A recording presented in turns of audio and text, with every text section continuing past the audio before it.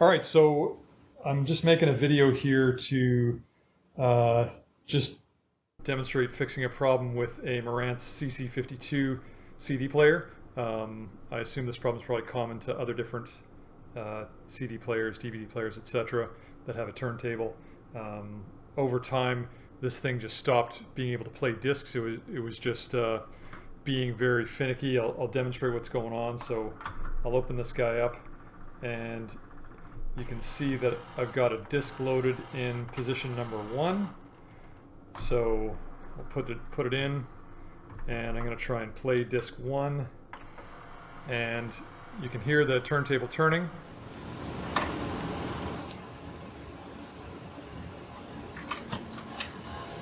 And then the turntable continues to turn. You can hear it trying to find the disc. It can't find it. And this cycle just repeats. The odd time it will find the disc and play it. So I knew the thing was functional, but it just wouldn't load the discs properly. So I'm going to show you what I did to fix the problem. It turned out to be very, very simple, and rescued this 30-year-old CD player from the garbage. So, all right, I'm just going to stop and power this thing down.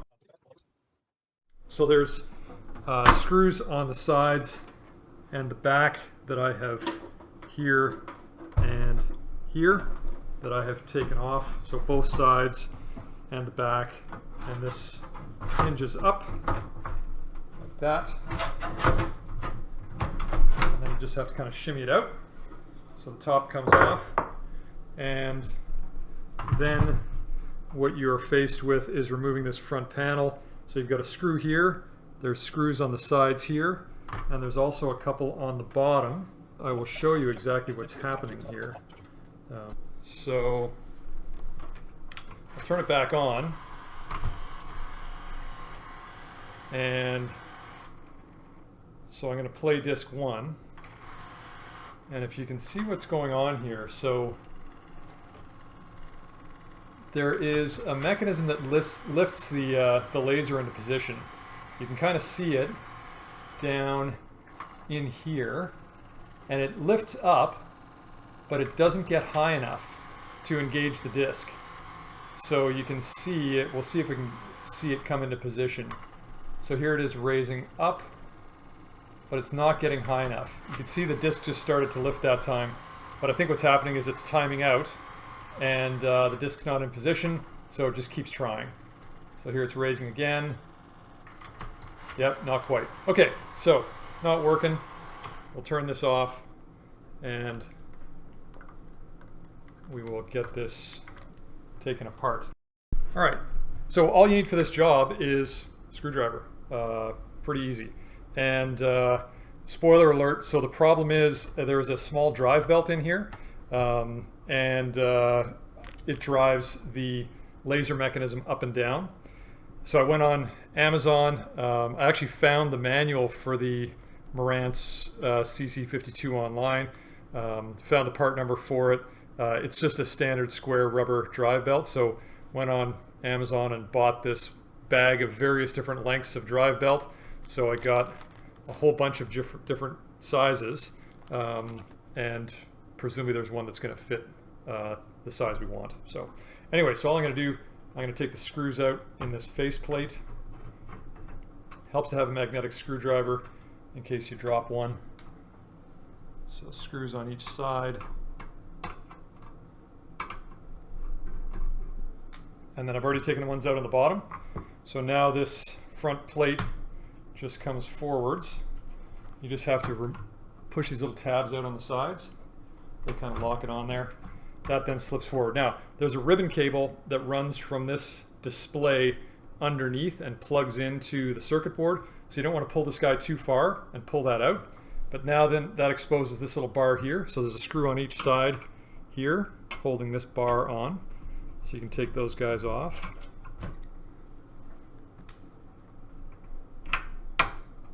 Just like that. And now, on each side, there is a little guide that holds the turntable down. So this is what guides it back and forth as it slides. So on this side, we've got 2 screws. And then on the other side, it's a little more complicated. You can see here, I've got actually 5 screws holding this guy on, so this whole piece comes off. So we'll just get those 5 screws out. Okay, and then this rail comes off, second one. So now my turntable is free to move, so I don't have to take anything off here. This little bracket on top holds the turntable down. So taking this screw out here allows you to remove the entire turntable. We don't actually have to do that. So I'm not actually going to do that. Now this whole thing just lifts up, and you can see it's connected down here. So this is the ribbon cable going to the circuit board. This tape has kind of pulled up here. That keeps it from pulling too hard. I'm going to actually just put that down again. See if it'll hold. Maybe not. And you can see there's a bunch of wires here. Messing around with this guy, I actually removed all these little connectors on the circuit board the first time I looked at this. You don't have to do that. So this little sort of wire clamp thing here isn't clamping closed anymore. I think it's kind of a one-time use, but anyway, doesn't matter. So here is the belt in question. So right here, that's the drive belt that drives this laser mechanism, this whole carriage, up and down. So that belt is turning a little drum here, and that's making this guy go up and down.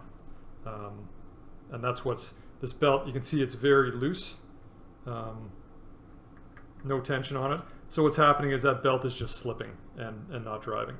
So I'm going to take that belt off. It's actually very easy to get out. You don't have to go dig into this guy too much. So we'll just take 3 screws out on top here. Actually, there's 2, because one of them I left out, and it's fallen into this box somewhere, but we'll find him in a minute. There's another screw right here. It's already out. And these guys, I'm just going to loosen these 2 here and not take them out. Okay. So now I can just pull this belt off there. I'm going to lift this up ever so gently, and then just pull my belt out. So then I've got my pack of Amazon belts. That guy's a little big. That guy is about the same. I want to go a little smaller. How about that guy? Okay, so that guy is a little bit smaller, so should give me some tension. So let's test that out. So we'll hook it on here. Actually, is that the same as that guy? Yeah. Yep, that's the same. Okay. So I'm going to hook that on there. I'm going to go underneath here actually first. Get on that pulley. I'm going to hook on there. And that's it. So now I've got good tension on that belt. I'm going to put these screws back in. And I don't go super tight. These are just screwing into plastic, so I'm not going super tight on those screws. Okay, that is that.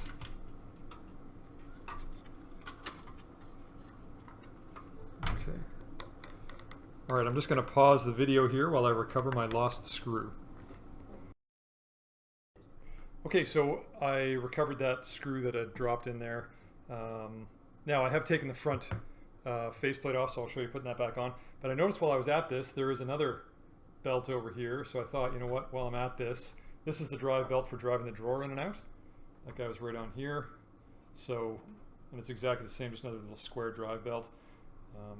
And it's not terrible, but again, it doesn't have a ton of tension on it.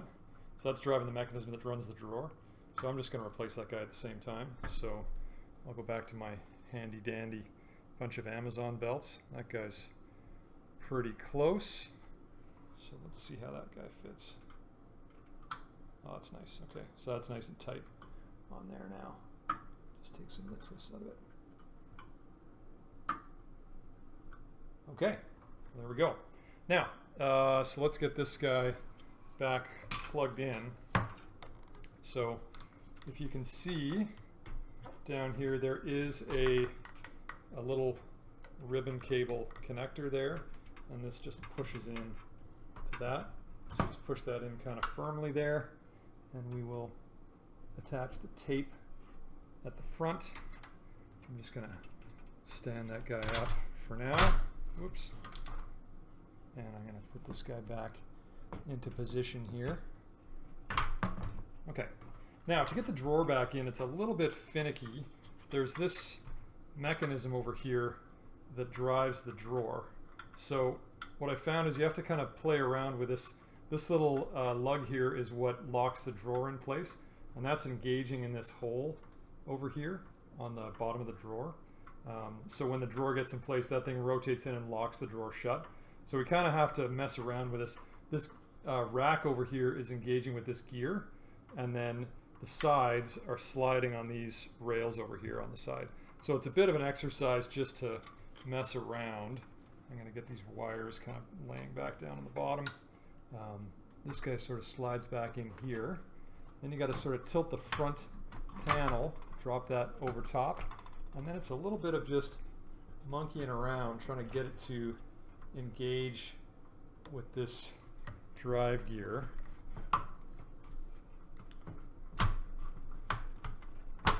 Okay, there we go. That is now in place, and you can feel when it's engaged, it kind of locks into those gears. And now you basically have to take the front panel and you got to get the start button, the power button angled into the right, sort of with your finger, get them going through the hole, and get the tabs in place, and then that slides over top like that. Boom. So that is now back in position. So now what we're going to do is we are going to just go reverse the process. And actually, before we do that, well, yeah, we'll get a couple of these parts back in, the guide rails back on, and we'll verify that our fix actually worked.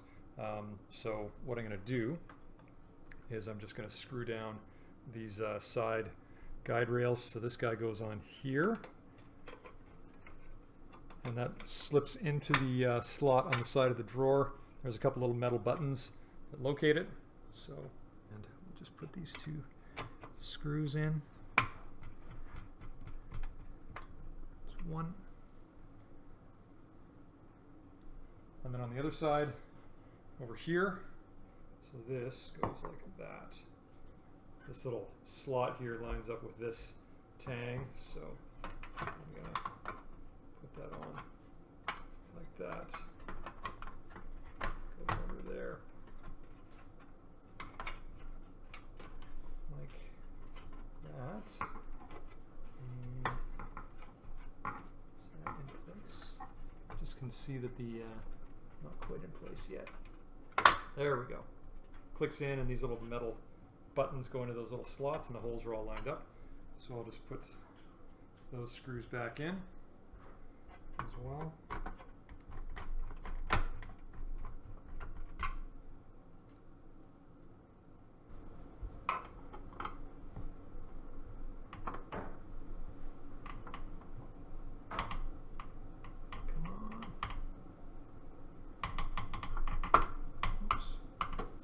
Oh, wrong button.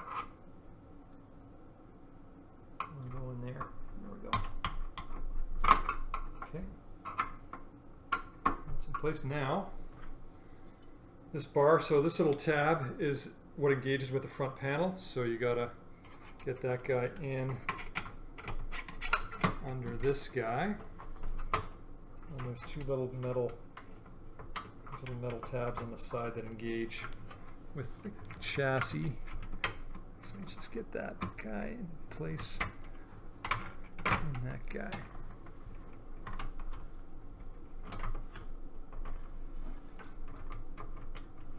There we go. So this guy screws on there.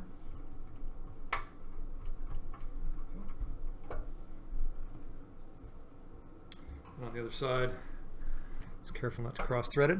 Now the faceplate, you can see the holes line up there with those two plastic tabs over top. Those were the black screws. And then we got one in the middle up here. So we'll put that guy in first, get it centralized. And then we'll do two on the side.